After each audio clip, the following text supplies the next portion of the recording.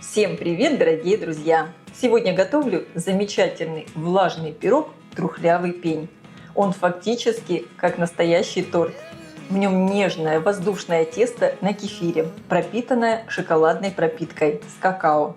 Готовится быстро и получается необычайно вкусно. Каждый его кусочек тает во рту.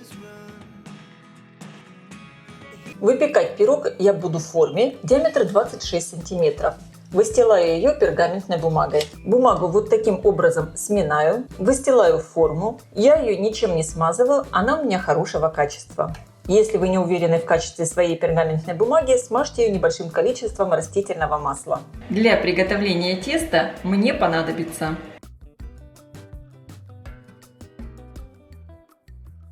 в миску добавляю мягкое сливочное масло, всыпаю сахар, добавляю соль и чайную ложку экстракта ванили. Можно его заменить ванильным сахаром.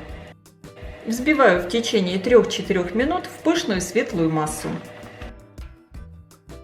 По одному добавляю яйца и хорошо перемешиваю.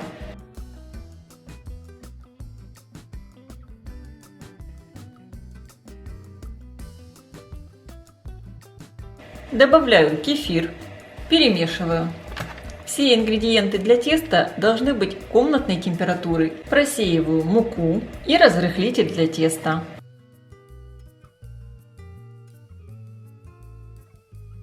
Хорошо все перемешиваю лопаткой. Долго это тесто вымешивать не надо, тогда оно будет очень нежное и воздушное.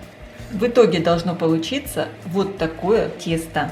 Оно не слишком жидкое, но и не слишком плотное. Перекладываю его в форму. Разравниваю и отправляю выпекаться в разогретую до 180 градусов духовку примерно на 30-35 минут. Конечно, вы ориентируйтесь по своей духовке. Форму я ставлю на средний уровень, включен верх и низ. Для приготовления шоколадной пропитки мне понадобится в сотейник всыпаю сахар, добавляю какао, перемешиваю, вливаю небольшую часть молока и перемешиваю до однородности. По мере необходимости добавляю молоко.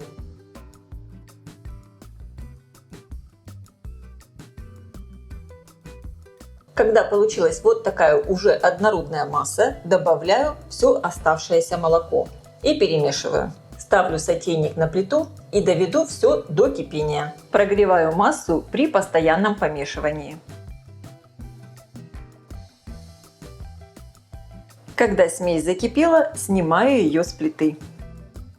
Добавляю сливочное масло, перемешиваю. Получилась вот такая замечательная ароматная шоколадная пропитка. Оставляю ее постоять. Кстати, количество сахара в пропитке вы можете регулировать сами. Если вам недостаточно, можно добавить еще немного сахара. Пирог испекся, проверяю готовность. Такой красавчик получился. Хорошо подрумянился сверху. Теперь при помощи китайской палочки я делаю в пироге дырочки.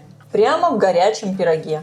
И заливаю сверху уже чуть остывшей шоколадной пропиткой. Пирог я не остужаю, заливаю прямо горячий. Пропитку я выливаю постепенно, чтобы она зашла вот в эти дырочки. Пропитки получается довольно много. Пирог получится влажный, очень сочный.